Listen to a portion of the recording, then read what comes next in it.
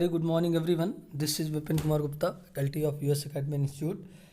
My dear student of class 10th, today we are going to start the next poem of your book First Flight, and the name of the poem is Amanda. That is written by a very famous writer, Robin Klein. Robin Klein is an Australian author of books for children. She writes children's and young adult fiction.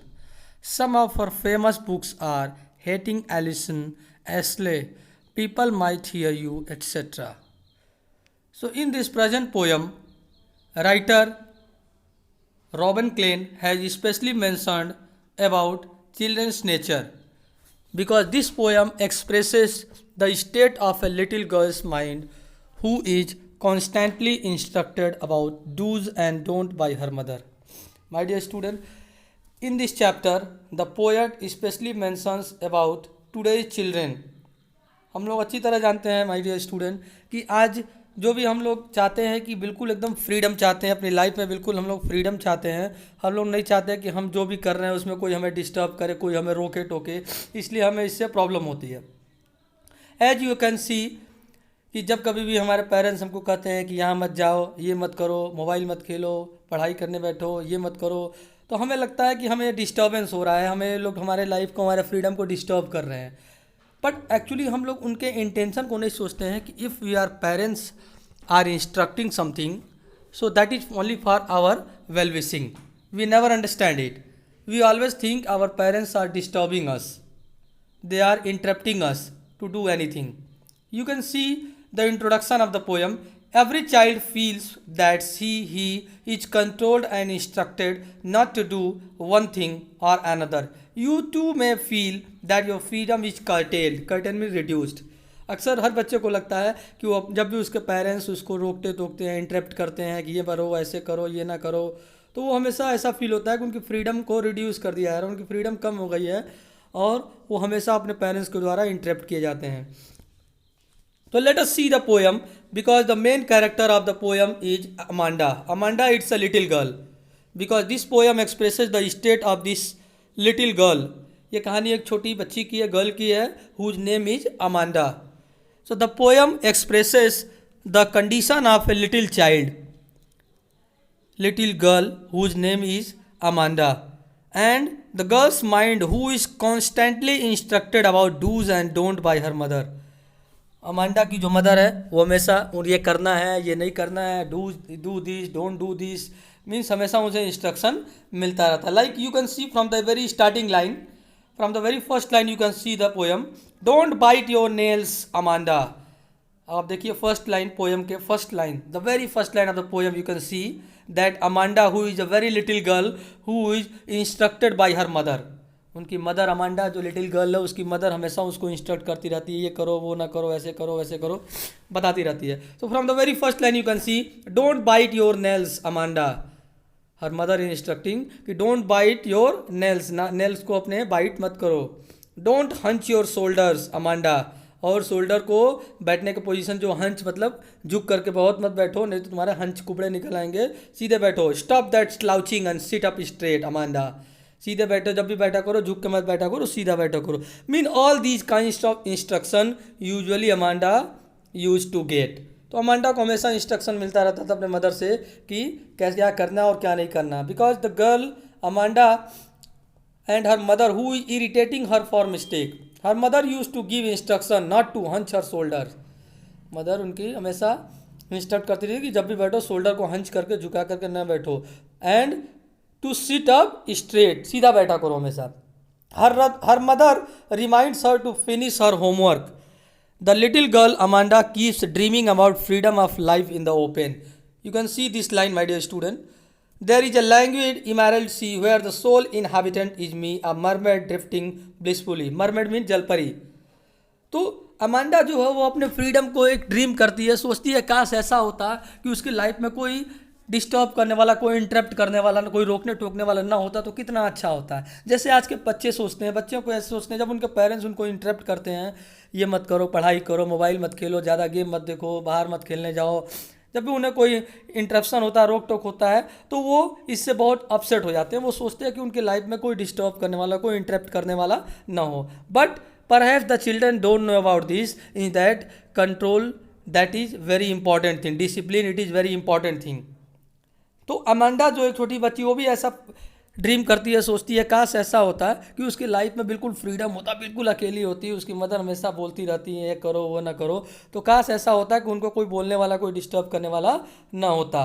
तो वो हमेशा ऐसा Amanda सोचती रहती हैं। Did you finish, see the next paragraph, did you finish your homework Amanda, Amanda have you finished your homework, did you tidy your room, have you cleaned your room, I thought I told you to clean your shoes, Amanda. And again, her mother used to speak, कि have you finished your homework? Have you cleaned your room? I have told you to clean your shoes, Amanda.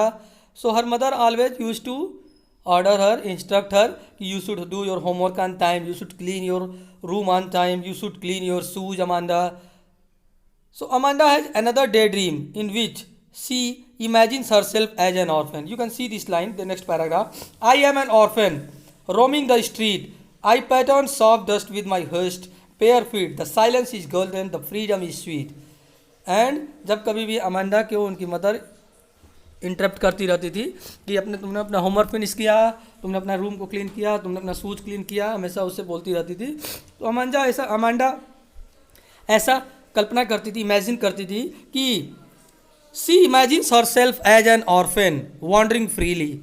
She was considering herself कि अगर वो orphan होती, अनाथ होती, उसके mother ना होती, कोई पेरेंट्स ना होते डिस्टर्ब करने वाले, तो कितना अच्छा होता। वो फ्री होकर के बिल्कुल घूम सकती थी, जैसे चाहे वैसे घूम सकती थी, जब मर्जी जो जहाँ जा सकती थी, जो मर्जी वो कर सकती थी, कोई डिस्टर्ब करने वाला ना होता। So Amanda was thinking like that कि she would be an orphan wandering freely barefoot in golden silence and uninterrupted freedom. और एक फ्रीडम ऐसा, the silence is golden, the freedom is sweet.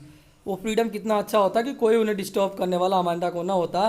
काश वो ऑर्फेन होती, अनाथ होती, उनके पेरेंट्स ना होते, मदर ना होती, तो उनको हमेशा डिस्टर्ब ना करती। इसलिए वो अपने मदर के टोकने से बहुत ज़्यादा परेशान रहती हैं। Don't eat that chocolate Amanda, remember your act Amanda, will you please look at me when I am speaking to you. And the mother forward Amanda not to eat chocolates because of her acne and pimples. और Amanda को हमेशा उनकी mother chocolate खाने को मना करती थी कि उनसे पिंपल्स हो जाएंगे, नुकसान हो जाता था उनको फेस पे, तो अमांडा को चॉकलेट खाने से मना करती थी। She also scolds her that whenever I am talking to you just look at me, तब भी मैं तुमसे बात करूँ तो मेरी तरफ देखा करो Amanda. So it was the daily routine of Amanda and her mother, कि अमांडा की मदर उनको टोकती रहती थी किसी न किसी बात के लिए, और अमांडा को बहुत बुरा लगता था। वो सोचती थी कि उनके लाइफ में फ्रीडम कुछ है ही नहीं, इसलिए वो चाहती थी कि वो क्या वो अनाथ हों, ऑर्फेन हो, उनकी मदर ना हो, तो बहुत अच्छा होता। I am Rapunzel and I have not a care, life in a tower is tranquil and rare, I certainly never let down my bright hair. Amanda is now enjoying another dream that now she fantasizes herself as Rapunzel, a character from a fairy tale. परियों की कहानी का एक character जो है रापेंजल, वो consider करती काश वो ऐसा होता कि वो रापेंजल होती। Why? Because she wants to live like her in a huge tower peacefully. Rapunzel जो एक कैरेक्टर है, फेरी परियों की कहानी का एक कैरेक्टर है रापेंजल, तो वो सोचती है काश वो रापेंजल होती कि वो एक ह्यूज टावर पे अकेले बिल्कुल पीसफुली शांति से अकेले रहती, ट्रैंक्विल बिल्कुल पीसफुली शांति से रहती, और वहाँ उन्हें कोई डिस्टर्ब करने वाला नहीं होता। She dreams that she will never let down her hair from the tower like Rapunzel. In the tower she will live an alone and peaceful life, she will never allow anyone to come to the tower. इतना अच्छा होता कि वो अपने tower पे अकेले होती, बिल्कुल पीसफुली, कोई वहाँ डिस्टर्ब करने वाला नहीं होता। कितना अच्छा होता, बिल्कुल अकेले होती और वहाँ किसी को आने नहीं देती। She was thinking like that and because she does not want any one to make her feel guilty that she is harassing her daughter. At this time the poet has not written any response from Amanda's side. Stop that sucking at once, Amanda. You are always so moody, Amanda. Anyone would think that I nagged at you, Amanda.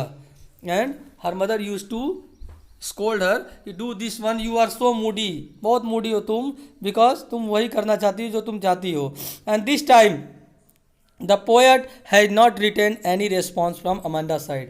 इस बार देखें कि आप bracket में Amanda का कोई response नहीं दिया हुआ है. This constant nagging has made her so upset that she have even stopped dreaming of herself as someone else. और अब अपने मदर के टोकने से इतने ज़्यादा वो डिस्टर्ब हो चुकी है कि अब वो कुछ ड्रीम ही नहीं करना चाह रही, क्योंकि अभी तक वो बार बार ड्रीम कर रही थी, काश मैं ऐसी होती, काश मैं एक मरमेड परी हो, जल परी होती, काश मैं एक परियों की कहानी का रापुंजल होते, काश मैं अनाथ होती तो बिल्कुल अकेले रहती, दूर रहती.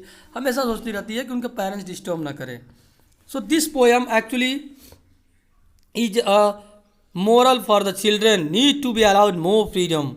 Excessive nagging may make them disobedient and hence they may develop a type of dislike for real life. But student, you must understand the moral of the story, that if your parents are interrupting you, they are telling you something, they are instructing you something, you must think that they are your true well-wisher. No one else can be more well-wisher than to your parents. So you must understand this. Your parents are your true well-wisher. So you must understand that if your parents are saying something, if your parents are scolding, so you must think that it is for your beneficial. So you must accept it. You should not mind it. You should not take it seriously. You should only understand it that they are your parents and they are your true well-wisher. So I hope, my dear student, you have got the substance of the chapter. So we will meet again in the next video. Thank you.